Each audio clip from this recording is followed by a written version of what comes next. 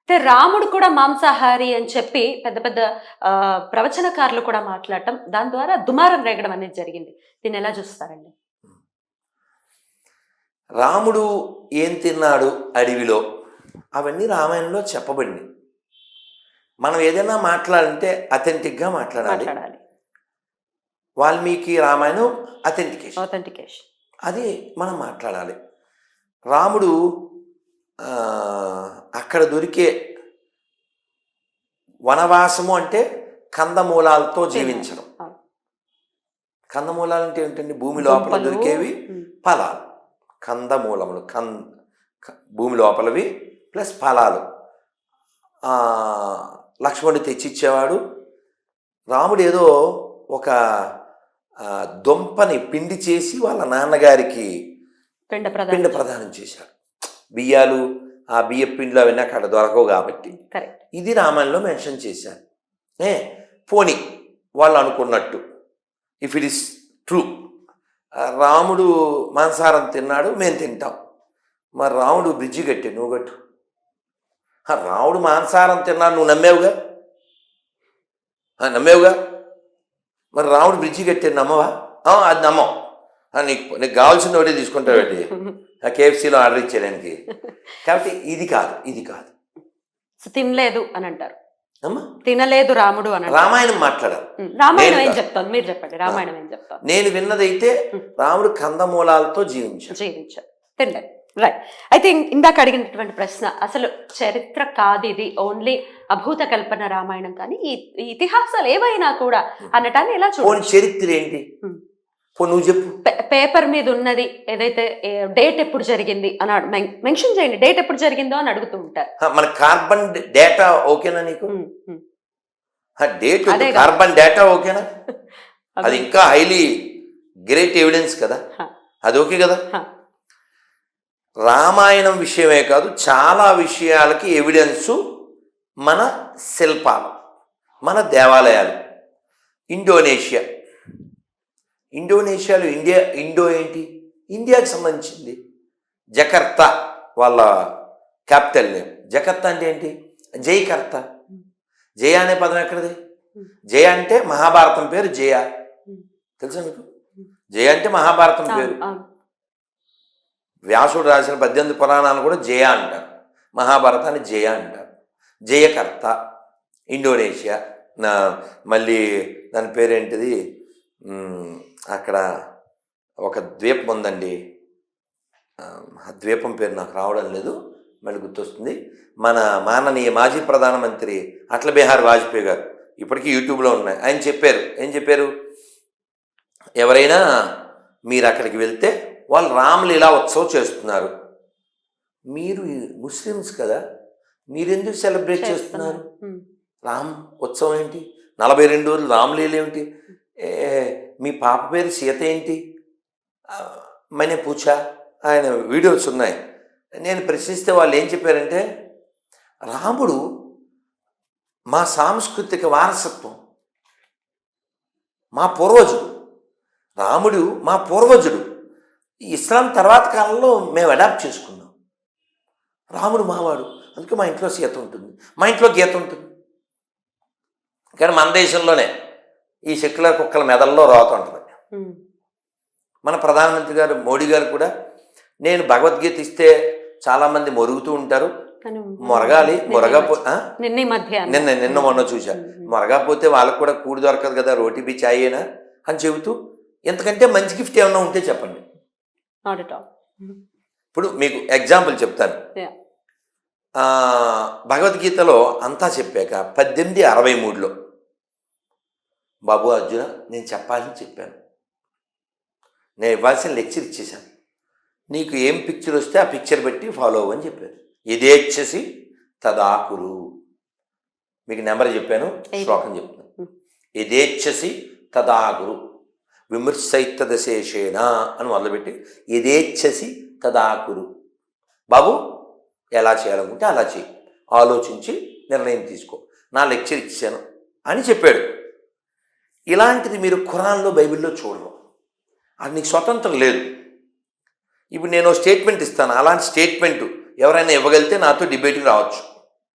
ఎవరైనా తనకు నచ్చిన మతాన్ని అనుసరించవచ్చు, దైవాన్ని ఏ పేరుతో అయినా కొలవచ్చు, పిలవచ్చు, తలవచ్చు. అసలు దేవుని నమ్మచ్చు, నమ్మకపోవచ్చు, అది వాడి యొక్క వ్యక్తిగత ఇచ్ఛ అనేది భగవద్గీతలో ఉంది. కృష్ణుడు మెడ మీద కత్తెట్టి ఇంత లెక్చర్ ఇచ్చాను, నేను చెప్పింది చేయలేదనుకో, నీ పిల్లల మాంసం నీతో తినిపించదను అని యెహోవాలాగా నిర్గమకాండం అని ఉంది బైబిల్లో. అందులో చెప్పాడు అతను, నా సొంతం ఏం లేదు, కాబట్టి బైబిల్లో నిర్గమకాండం కొట్టండి.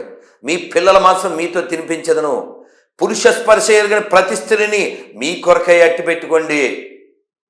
ఇప్పుడు నేనున్నానమ్మా యాజ్ ఏ హిందూ, మీరు మనం ముగ్గురం ఇక్కడ ఉన్నా మనం చెప్పచ్చు, నేను నమ్మిన శివుణ్ణి, నేను నమ్మిన కృష్ణుణ్ణి, నేను నమ్మిన రాముణ్ణి, నేను నమ్మిన అమ్మవారిని, ఇతరులు నమ్మకపోయినా పర్వాలేదు. నిన్నే గొర్రె పేరు క్రీస్తురాజు అని విజయవాడ నుంచి చేశాడు. సార్ మేము కూడా ఈ క్వశ్చన్కి ఆన్సర్ చెప్తే హిందువులు అయిపోతాం సార్ అన్నాడు. నేను రిప్లై ఇచ్చాను, ఇప్పుడు అన్నీ వెతికి మీ బోల్డ్ అంతా చాటింగ్, అది చాట భారతం అని చాటింగ్ ఉంది. నేను అతనితో చెప్పా, వద్దునన్నా నువ్వు గొర్రెలాగే ఉండు, నిన్ను రమ్మని ఎవడన్నాడా, నిన్ను రమ్మని ఎవడన్నాడు, నువ్వు రావట్లే, నువ్వు గొర్రెలాగే బతుకు, మేము అలా అడగట్లేదు నిన్ను, ఓ మాట చెప్పు. ఏంటి ఆ మాట అంటే, ఇదే ఇప్పుడు చెప్పిందే, నేను నమ్మిన దైవాన్ని నువ్వు నమ్మకపోయినా పర్లేదు, నీతిగా జీవించు.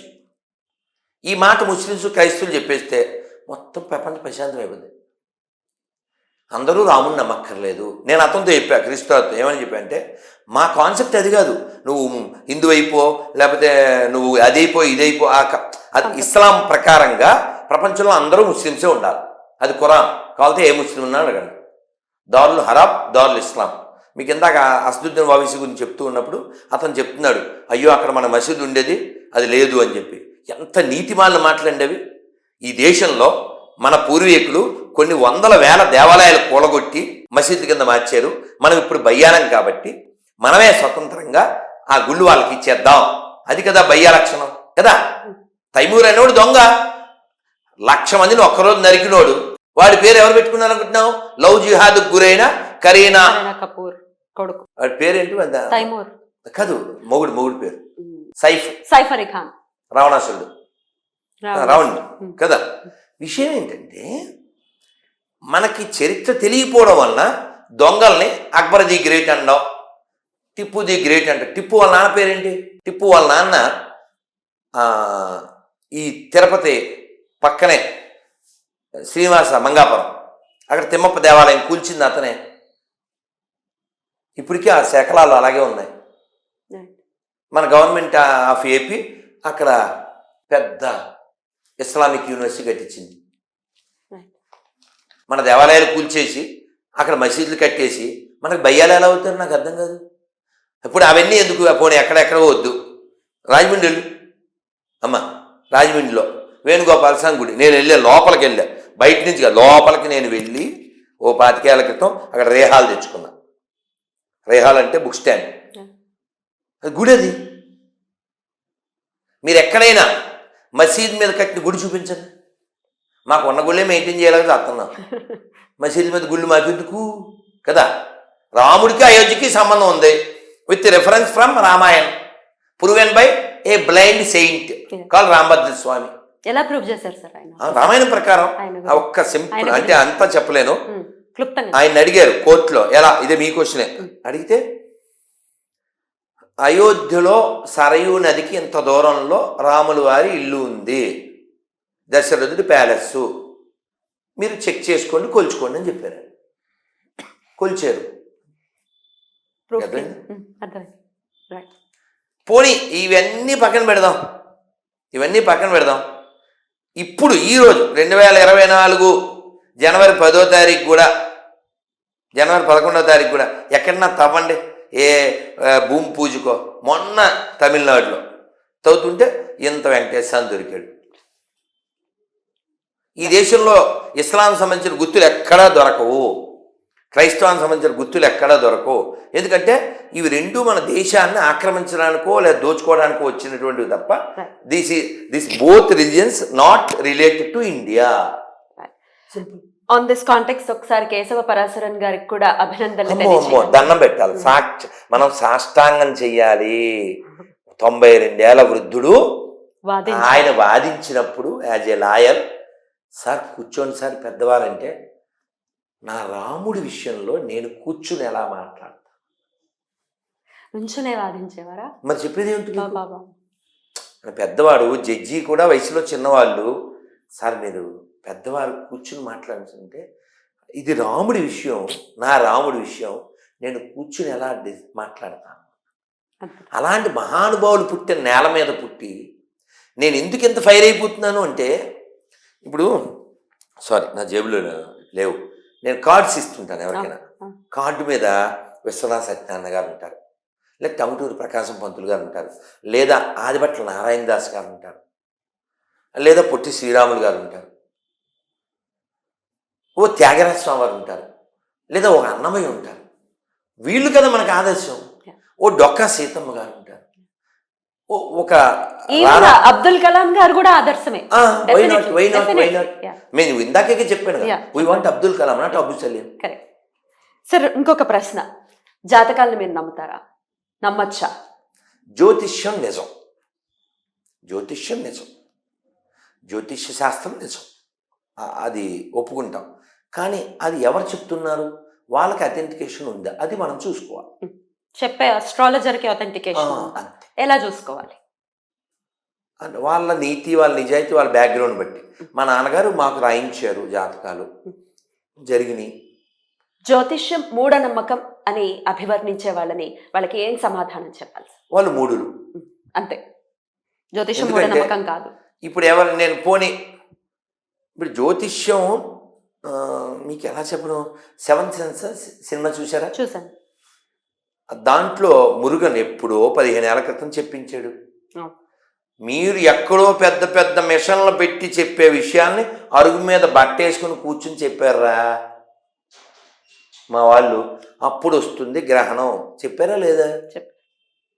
చెవిలో పెన్నో పెన్సిలో పెట్టుకుని చెప్పారు కదా. ఆ గ్రహణానికి భూమి అడ్డొస్తోంది తప్ప దానికి భయపడాల్సిన అవసరం లేదు. ఆ టైంలో తినటాలు, ఆ టైంలో తిరగటాలు, ఇవన్నీ యాజ్ యూజువల్ గా చేసేసుకోవచ్చు. అసలు గ్రహణానికి భయపడ్డం ఏంటి అని అంటూ ఉంటారు. గ్రహణానికి భయపడుతున్నామా, శాస్త్రీయతని మనం గౌరవిస్తూ వాళ్ళు చెప్పినటువంటి విషయాల్ని ఫాలో చేస్తున్నామా, ఏం చేస్తున్నాం? పసుపు పసుపు ఒక యాంటీబయాటిక్, ఒక పంట, పసుపు ఒక పంట. దాంట్లో దేవుడు ఏంటమ్మా? మట్టి, దాంట్లో దేవుడు ఏంటమ్మా? నీళ్లు, దాంట్లో దేవుడు ఏంటమ్మా? కొబ్బరికాయ, ఒక అమ్మవారి ప్రతిమ, దానికి ఒక జాకెట్ గుడ్డ చుట్టేసి, ఓ చీర చుట్టేసి నువ్వు వ్రతం చేసి దేవుడేంటి అనే అడ్డగాడిదలు చెప్తున్నా. మేము నీళ్ళల్లో అమ్మని చూస్తాం, నేలలో అమ్మని చూస్తాం, ఆకాశంలో సూర్యనారాయణని చూస్తాం. లోకమంతా దైవీ సంపద. ఆ దృష్టిని బట్టి సృష్టి కదా, దానివల్ల గౌరవం పెరుగుతుంది. ఇప్పుడు ఉదాహరణకి చెప్పులు వేసుకుని గుళ్ళో కొద్ది ఇక్కడికి వస్తే రూమ్ ఇది, బుద్ధుందా, వెంటనే కోపం వచ్చేస్తుంది. ఎందుకని? వేసుకుని రాకూడదు, చెప్పులను అక్కడే వదలాలి. ఎందుకు రాకూడదు? ఎందుకు రాకూడదు? నేనే వాదిస్తున్నా. ఎందుకు రాకూడదంటే గౌరవం సాంప్రదాయం అని కాదు. చెప్పులకి చెత్తంతా అంటుకుంటారు, ఆ చెత్త ఫెలో, అందుకని బయటెట్టాలి. మీరు కూడా ఇప్పుడు కాలు కడుక్కునే వచ్చారు. రెస్పెక్ట్ అంటే ఏమిటి నాన్న? నిన్ను నీవు గౌరవించుకోవడం, హెల్తీగా ఉండడం. ఆ టైంలో పర్టికులర్ గా తినేయచ్చు. ఇప్పుడు గర్భిణీ స్త్రీలు నువ్వు జొమాటోలో టమాటా బాత్ మిడ్-నైట్ 2ంటికి తినే రకానివే. నువ్వు అమ్మ కడు నీకు సమాధానం చెప్పేది ఏంటి అంటారా? కాదు కాదు, ఎలా మరి ఏం చెప్తున్నారు? నీకు సెన్సే లేదు, నీకు సైన్స్ తో పనే ఉంది. సైన్స్, నువ్వు సైన్స్ గురించి నువ్వు ఎలా మాట్లాడతావు? 6 తర్వాత తినేవాడు సైన్స్ గురించి మాట్లాడకూడదు. అర్థమైంది? తినేవాడు సైన్స్ గురించి మాట్లాడచ్చా? చేతితో తినడం రానివాడు సైన్స్ గురించి మాట్లాడచ్చా? నువ్వు సర్వేపల్లి రాధాకృష్ణ కంటే గొప్పడుగా. సర్వేపల్లి రాధాకృష్ణ గారు ఏదో వేరే దేశానికి వెళ్ళినప్పుడు as a president of India వాళ్ళు భోజనం అదే పెట్టారు, బ్రెడ్లో గెడ్లో పెట్టారు. ఒక ర్యాపిడ్ ఫైర్ ఉంది, ఫైర్ బ్రాండ్ కి ఒక ర్యాపిడ్ ఫైర్. అమ్మా ఇది ఒక్కటి కంక్లూడ్ చేస్తా. మా గురువు గారు చెప్పారు, ఒక అబ్బాయి కకూన్లో ఉన్న సీతాకోక చిలుక train to come out, yeah baffling. వీడు అయ్యో అని అన్నెసరీ కంపేషన్ చూపించి కత్తిరి తెచ్చి కట్ చేశాడు. అది ఇలా ఎగిరింది. Hey I did very good job అని అనుకున్నాడు వీడు. అలా ఒక్క ఎగిరి తప్పుని కింద పడిపోయింది. బికాజ్ కోర్స్ పూర్తి అవ్వలేదు కాబట్టి ఫోర్స్ రాదు, సోర్స్ లేదు. కింద పడి అలా కొట్టుకుంటుంది. వాళ్ళ నాన్న వచ్చాడు. వీడు డాడీ అది ఎగరడం లేదు డాడీ, నేను మంచి పని చేశాను కదా అన్నాడు. మరి నువ్వు కైండ్ అనుకుని చేసింది బ్లైండ్ పనిరా, దాని జీవితాంతం డిసేబుల్ చేసేసావురా నువ్వు. అది అందులో ఉండుంటే, ఏది మా గురువుగారు 25 ఏళ్ల క్రితం ఇంగ్లీష్లో చెప్తుంటే నేను తెలుగులో ట్రాన్స్లేట్ చేశాను. అది అందులో ఉండుంటే కక్కున్లో, అందులో లిక్విడ్ ఉంటుంది, భగవంతుడు ఏర్పాటు చేశాడు, ప్రకృతి డిజైన్ చేసింది. అది ఇలా కొట్టుకుని కొట్టుకుని కొట్టుకుని ఆ లిక్విడ్ దాని రెక్కలకు పట్టుకుని దాని నర్వ్ సిస్టమ్ అంతా బలం అయ్యి ఆ బలంతో అది తెంపుకుని బయటకు వచ్చి జీవిస్తుంది. నువ్వు ముందే కట్ చేసావు, సిజేరియన్ ఆపరేషన్ చేసావు, దాన్ని బస్ స్టాండ్ చేసావు. కాబట్టి in the name of kind your behaviour blind. కాబట్టి ఎవరికి హామ్ చేస్తున్నావు? నీకే. ఇప్పుడు రాత్రి 2ంటికి నువ్వు KFCలో ఆర్డర్ ఇచ్చి తినేసిన, జొమాటోలో టమాటో బాత్ తినేసిన, అరిగించుకోవాల్సింది నువ్వే. రాత్రిపూట పండు తినడానికి ఆలోచిస్తాను నేను. ఎందుకంటే సన్న వెళ్ళిపోయాక ఇంకా బన్న తినకూడదు, ఇంకా ఫన్ చేయకూడదు. If you love your self, అందుకే నీ మీద ప్రేమ నీకే లేకపోతే ఎవడేం చేస్తాడు? ఏమంటే ఇప్పుడు మనం కొన్ని పళ్ళు తింటుంటాం, ఈ సీతాఫలాలు లాంటివి, అవి మొగ్గకుండానే మెత్తగా ఉంటాయి, ఓపెన్ చేస్తే రుచి పచ్చి ఉండవు. ఎందుకని? వాటిని అదేదో కార్బన్ ఏదో పెట్టి చేసేస్తున్నారు. అలా అసహజంగా పండింది తినడం వలన మన జీవితాలు కూడా అసహజంగా ఉంటాయి. పేషెన్సీ లేకపోతే ఏది పండదు, జీవితమైనా కాయైనా. నేర్చుకోవాలి ప్లీజ్ సార్. మీరు ఒక ఫైర్ బ్రాండ్, మీకు ఒక చిన్న ర్యాపిడ్ ఫైర్, పటపట. Only choose only one. Okay, Rama or Krishna? రాముడు గాని కృష్ణుడు గాని? Both are same. Choose only one. అలా కాదమ్మా, నామాలే చెప్తున్నాను నేను, నామాలే చెప్తున్నాను, నామాలే అడుగుతున్నాను. రామనామా కృష్ణ? రోజు Hare Krishna Hare Krishna Krishna Krishna Hare Hare, Hare Rama Rama Rama Hare. This is our base. సరే, they are both same. If it is ఇప్పుడు ఏకం సత్విప్ర, మన సనాతన ధర్మంలో ఉన్న గొప్పతనమే అది కదమ్మా. ఇప్పుడు మీరు ఎలా మాట్లాడారు? సరదాగేనమ్మా, సరదాగే. ఈ చూజు ఇది అంటే మీరు సరదాగా అడిగినా ఇందులో ఎంత చరిత్రను మీరు బయటికి లాగారు తెలుసా మీరు? You did very good job. Choose only our God in the name of 2 letters. ఆ దుర్మార్గం వల్ల కదమ్మా పాకిస్తాన్ పుట్టింది, ఆ క్రూర మాస్తత్వం వల్ల కదమ్మా బంగ్లాదేశ్ పుట్టింది. చూజ్ ఓన్లీ అండ వల్ల కదమ్మా ఇంత ప్రపంచం నాశనం అయిపోయి కోట్ల మంది చచ్చిపోయారు. జపం చేయడం, జ్ఞానాన్ని పంచడం. జపం చేయడం. తులసి, గోవు. ఏమిటో శుభలగ్నం సినిమాలో అన్నట్టు అనాలి నేను ఇప్పుడు. ఏమిటో. భగవంతుడి మీద భారం వేయడం, ఫైట్ చేయడం. 2 కలిపి చేయాల్సిన పనులు మీరు విడగొట్టి చెప్తున్నారు. భారం వేసి ఫైట్ చేస్తున్నాం, ఇప్పుడు చేసేదేంటి? బ్రహ్మచారి ఆశ్రమం, సన్యాసాశ్రమం. అందులోంచి ఇందులోకి వచ్చేయాలి. Krishna as warrior, Krishna as lover. Krishna as a lover. మోక్షం పొందటం, కృష్ణ సేవకుడిగా ఉండటం. అసలు కృష్ణ సేవకుడిగా ఉంటే అవన్నీ వచ్చేస్తాయి. 1 ఉన్నాయి, 2 ఉన్నాయి. భాగవతం, భగవద్గీత. భగవద్గీత చదివిన తర్వాత భాగవతంలోకి వెళ్ళడమే.